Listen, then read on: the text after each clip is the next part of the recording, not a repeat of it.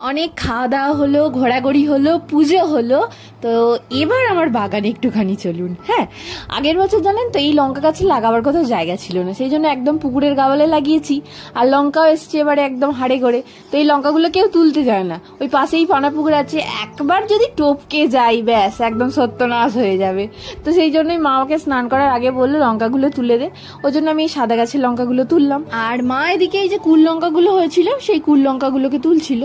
তবে এই কুল লঙ্কা গাছের একটা সুবিধা আছে, কিন্তু অল্প রোদের মধ্যে প্রচুর ফলন দেয়। আর এই ফার্ন গাছটা দেখেছেন, এটা আমার এই ইঁটের খাঁজের মধ্যে বাগানে অটোমেটিক হয়ে গেছে। আজকে গেছিলাম যেহেতু বাগানে, একটুখানি গাছগুলোই শেয়ার করি।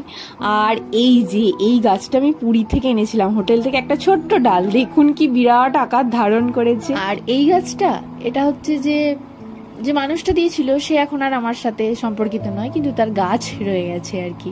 আর এটা তো জানেন দিদি দিয়েছে। যাই হোক, আজকের